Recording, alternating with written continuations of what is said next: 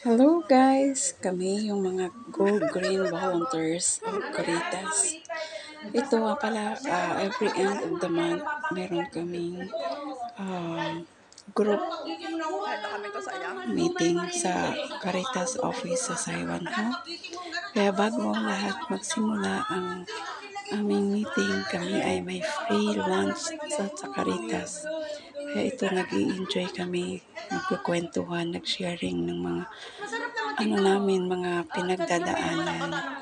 Ayan, mga prutas, ang aming kinain, tapos mayroon din kanin, at saka ulam na binigay ng Caritas.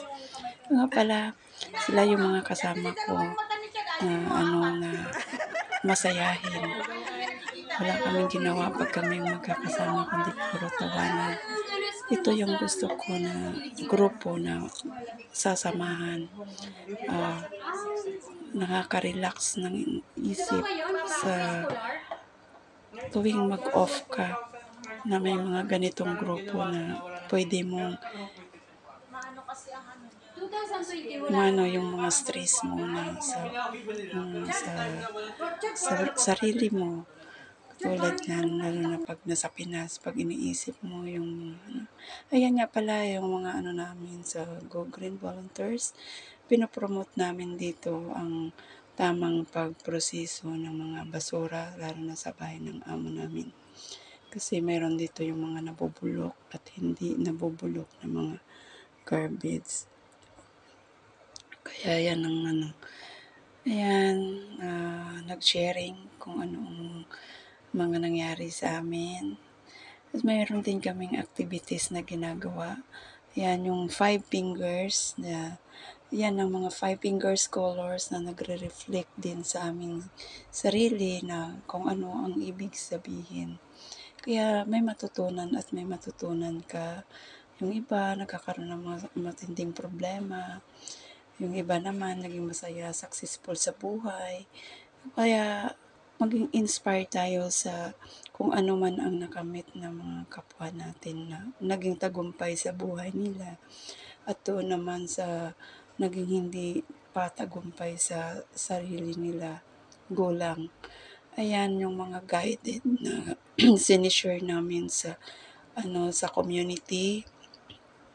Siyempre, hindi mawawala yung mga picture taking, ayan.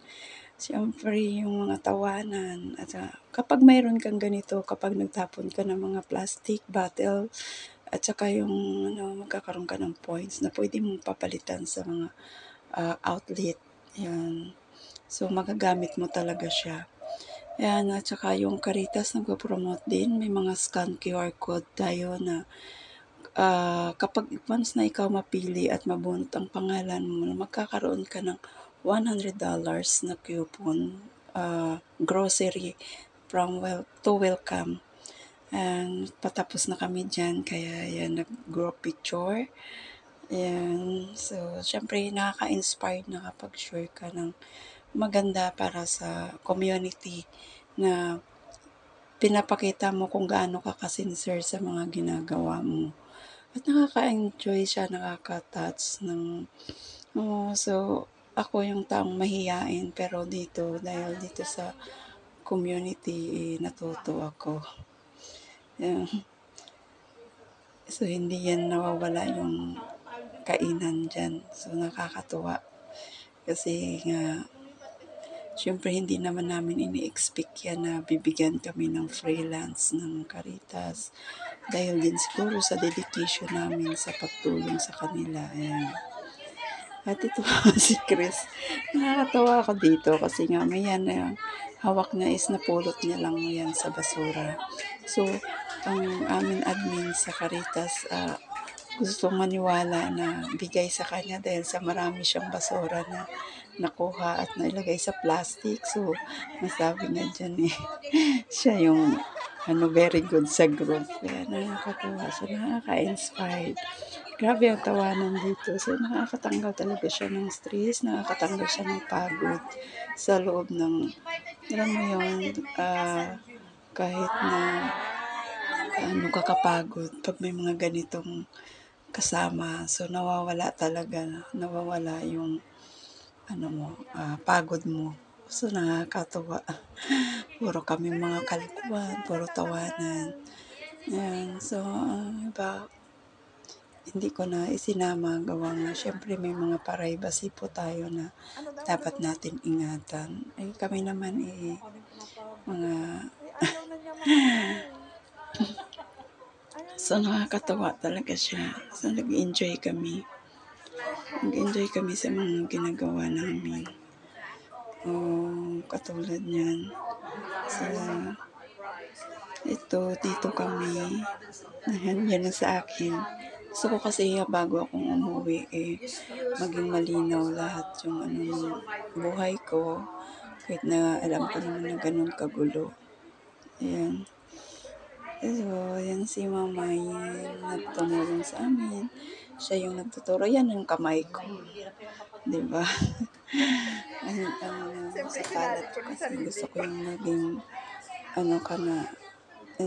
bago kang umuwi sa Pinas, naging successful ka na sa lahat ng mga projects mo, lahat ng plano mo sa buhay, nakamit mo na siya.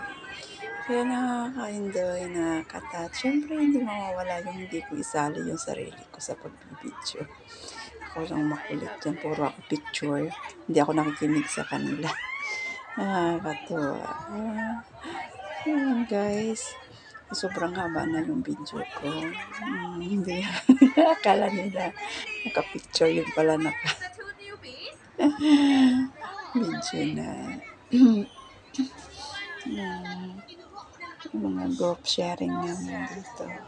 Pagkatapos kasi ng namin, ng pagbigay ng mga flyers, yan, nag-group sharing kami muna bago umuwi ng kanya-kanyang lakad pa sa next na workshop or kung saan man ang lakad mo. Yan lang guys. Abangan mo ulit yung next namin na share ko about sa Go Green Volunteers ng Caritas. Dahil every Sunday meron kami nito kasi may kanya-kanya kaming nalakad. Siyempre may kanya-kanya ding yung